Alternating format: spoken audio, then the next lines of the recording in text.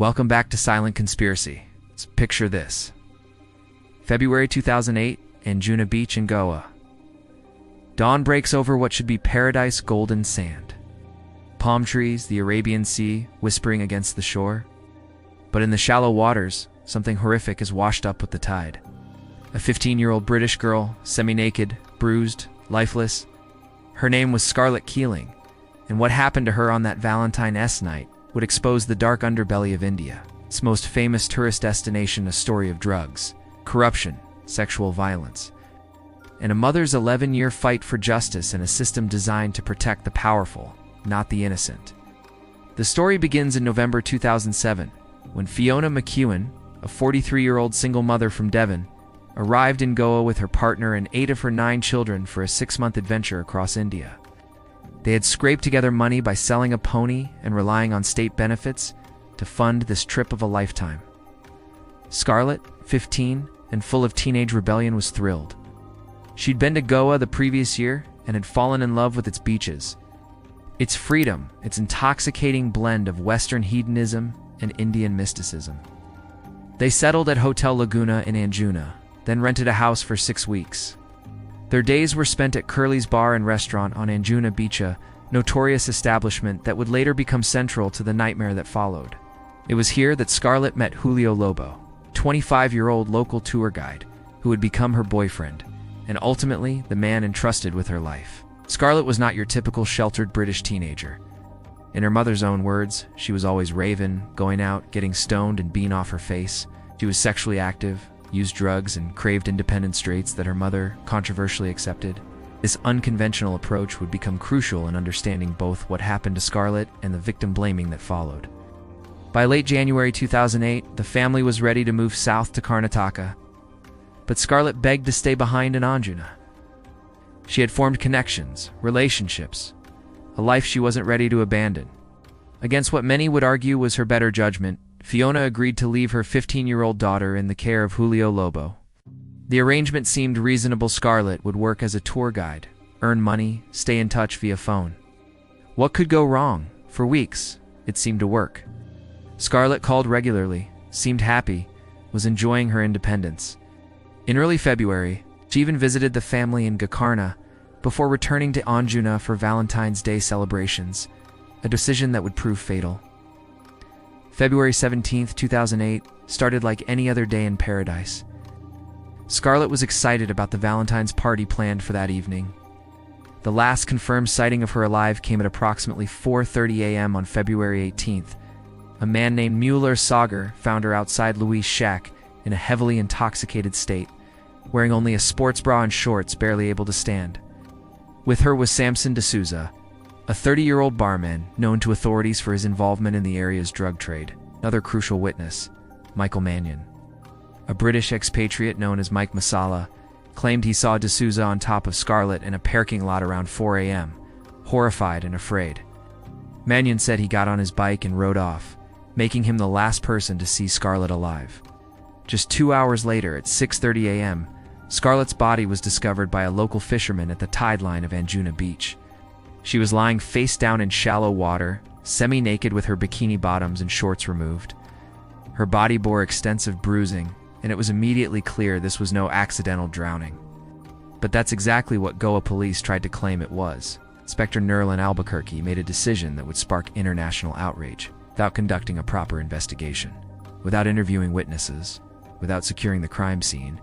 He declared Scarlett's death an accidental drowning and ordered her body cremated. The first autopsy supported this conclusion, claiming no signs of sexual assault or foul play. But Fiona McEwen had not traveled halfway around the world to be fooled by such an obvious cover-up. When she saw her daughter's battered body, she immediately knew the police were lying. Scarlett's injuries were too extensive, too violent to be explained as accidental drowning. With the help of lawyer Vikram Varma, Fiona launched a one-woman investigation. She combed Anjuna Beach herself, finding Scarlett's clothes, sandals, shorts, and underwear discarded in bushes near the beach. These were crucial pieces of evidence the police had somehow missed. The international media attention was immediate and devastating for Goa's image. Under this pressure, authorities finally agreed to conduct a second autopsy on March 3, 2008, 15 days after Scarlett's death. The results were shocking. Scarlett had suffered over 50 separate injuries, including severe bruising to her pelvic area, consistent with sexual assault. The toxicology results were even more damning. Scarlett's blood contained LSD, cocaine, and ecstasy, a combination suggesting she had been deliberately drugged rather than simply partying. The water in her lungs was minimal and contained excessive sand, indicating she had been in very shallow water where drowning would be unlikely. Most chilling was an email Scarlett had sent just 3 days before her death, describing being taken to Curly's shack where staff showed me some hardcore porn movies on a phone, then they all took it in turns trying to rape me. The email suggested Scarlett had been victimized by gang rape just days before her murder. With the second autopsy confirming murder, the case was transferred to India's Central Bureau of Investigation on March 12, 2008. Within days, they arrested Samson, D'Souza, and Placido Carvalho, another beach worker allegedly involved in the assault. But building a case and proving it in court proved very different. The trial began in March 2010 and immediately encountered problems. The initial prosecutor resigned, causing months of delays. Witnesses proved unreliable or hostile.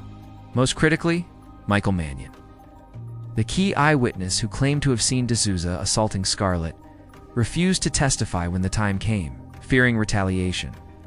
The trial dragged on for 8 years, with Fiona McEwen making multiple trips to India to attend hearings that were repeatedly postponed. In September 2016, the Goa Children's Court delivered the verdict many had feared. Both D'Souza and Carvalho were acquitted of all charges. Judge Vandana Tendelka ruled there was insufficient evidence to prove their guilt beyond reasonable doubt. The acquittal was devastating for Fiona McEwen, who had spent 8 years fighting for justice. But the CBI appealed to the Bombay High Court, arguing that the trial court had misinterpreted the evidence and ignored credible testimony. On July 17, 2019, more than 11 years after Scarlett's death, the Bombay High Court delivered a dramatically different verdict. The court overturned D'Souza's acquittal and convicted him of administering drugs, sexual assault, culpable homicide, and destroying evidence. The High Court was scathing in its criticism of the lower court's judgment, calling it a miscarriage of justice that ignored cogent, trustworthy, and reliable evidence. However, the court upheld Carvalho's acquittal, finding insufficient evidence against him. For Fiona McEwen, the conviction represented a partial victory after 11 years of fighting. It's been a 10-year wait. It's like they sentenced us too, she told reporters. But the victory was bittersweet. One man convicted, another acquitted, and years of her life consumed by a fight that should never have been necessary. The Scarlett Keeling case exposed uncomfortable truths about India's relationship with Western tourism, women's safety, and institutional corruption. It revealed how ICE authorities will sacrifice justice to protect tourism revenue, and how the vulnerable can become victims of a system designed to serve the powerful. The case also raised disturbing questions about parental responsibility. Critics argued that Fiona McEwen had abandoned her 15-year-old daughter in a dangerous environment. But beneath all the victim blaming lay a simpler truth. A 15-year-old girl had been drugged, raped, and left to die while police tried to cover up her murder. Today, Anjuna Beach continues to attract thousands of tourists. The same shacks where Scarlett spent her final hours still operate, still host the late-night parties that make Goa famous. Curly's Shack, mentioned in Scarlett's email describing gang rape, remains a popular destination for Western tourists seeking the authentic Goa experience. The only lasting memorial to Scarlett Keeling is the precedent her case set. That international pressure can sometimes force India's justice system to function as designed. But for every Scarlett whose death attracts attention, how many other victims die without anyone caring enough to demand justice? Samson D'Souza remains in prison, serving his 10-year sentence. Placido Carvalho walked free. Julio Lobo was eventually acquitted, but remains haunted by his role in the tragedy. Michael Mannion disappeared back into Goa's expatriate community, carrying with him the knowledge of what he saw that night.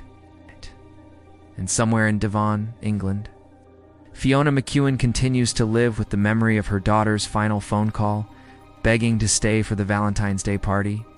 The case reminds us that justice delayed is justice denied, that corruption thrives in shadows of indifference, and that sometimes it takes a mother's love to force the powerful to confront their crimes. Even when justice is partially served, The cost in human suffering can never be fully calculated or repaid. What do you think? Could this tragedy have been prevented if authorities had acted responsibly from the beginning? Share your thoughts in the comments below. And if this exploration of institutional failure moved you, hit that like button, subscribe to Silent Conspiracy, and ring the notification bell. Until then, stay vigilant, and remember, in the fight between justice and corruption, silence is complicity.